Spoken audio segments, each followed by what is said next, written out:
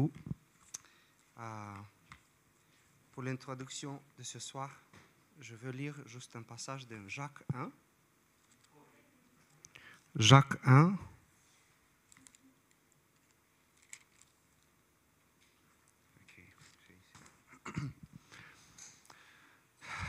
Ceux avec le téléphone sont plus rapides que ceux avec la Bible. Jacques 1, de 19 à 25. Ainsi donc, mes frères et sœurs bien-aimés, que chacun soit prompt à écouter, lent à parler, lent à se mettre en colère. Car la colère de l'homme n'accomplit pas la justice de Dieu. C'est pourquoi rejetez toute souillure et tout débordement dû à la méchanceté et accueillez avec douceur la parole qui a été plantée en vous et qui peut sauver votre âme. Mettez en pratique la parole et ne vous contentez pas de l'écouter en vous trompant vous-même par de faux raisonnements. En effet, si quelqu'un écoute la parole et ne la met pas en pratique, il ressemble à un homme qui regarde son visage dans un miroir et après s'être observé, s'en va et oublie aussitôt comment il était. Est-ce que vous avez oublié déjà comment vous étiez avant de venir là? Vous avez regardé? Mais celui qui a plongé le regard dans la loi parfaite, la loi de la liberté, et qui a persévéré, celui qui n'a pas oublié ce qu'il a entendu, mais qui se met au travail, celui-là sera heureux dans son activité. Avec ce passage, je vous raconte une petite histoire. Il y avait un chasseur, hunter, un chasseur qui a attrapé un oiseau et l'oiseau a dit à chasseur, si tu me libères, si tu me laisses libre, je vais te donner 3 conseils qui vont t'aider dans ta vie.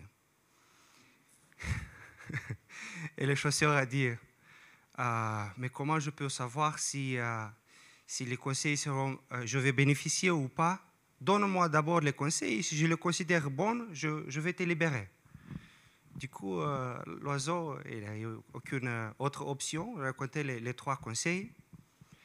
Il a dit, le premier conseil, c'est jamais croire quand quelqu'un va te dire quelque chose d'absurde. Absurde? Absurde.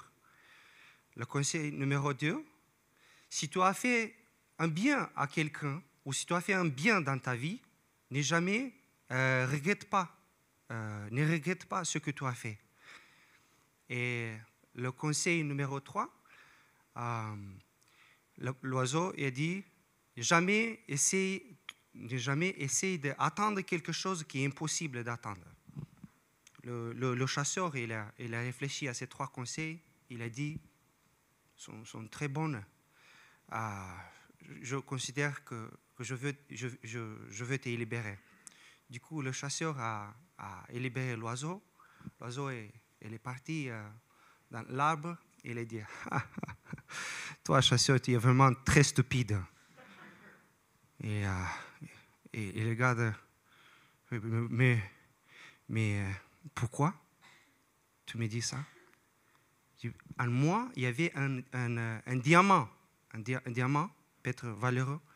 Si tu me tuais, tu pouvais trouver ce diamant et avoir quelque chose, un résultat. Et l'homme, le chasseur, il a regretté qu'il a libéré l'oiseau et couru après l'oiseau d'un arbre à un autre et s'est levé. Et dans un moment donné, le chasseur a tombé du arbre et ça a cassé ses jambes.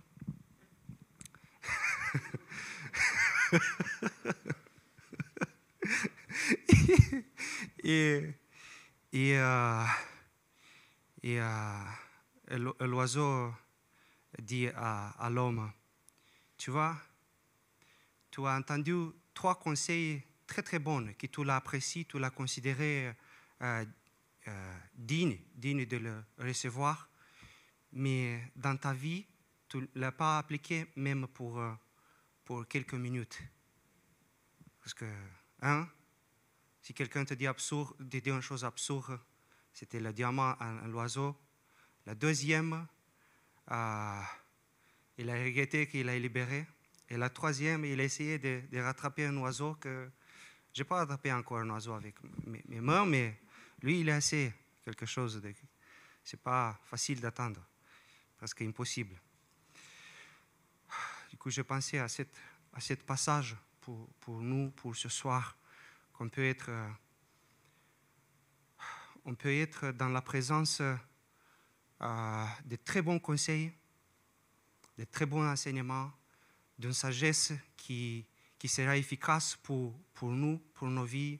Et on peut dire même, oh, très bon, bravo, et génial, ton message, ce que tu as dit, excellent. Et Jacques nous dit ici d'être des gens qui, pas juste se regardent et après ils tournent et ils l'oublient, mais n'appliquent pas dans sa vie. Que le Seigneur nous guide de marcher dans la sagesse, dans l'application de tout ce qu'on reçoit de lui, ici et à la maison, et tous les sages conseils qu'il nous donne. Seigneur, on te remercie pour l'abondement de tous tes conseils et on te prie que tu nous aides à marcher nous aides de marcher dans la sagesse.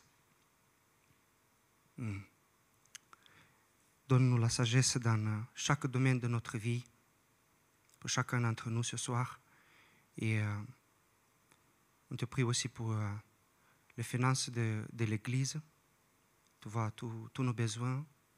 Et on te prie que ce que sera donné ce soir sera pour ta gloire. En ton nom précieux, nous prions. Amen.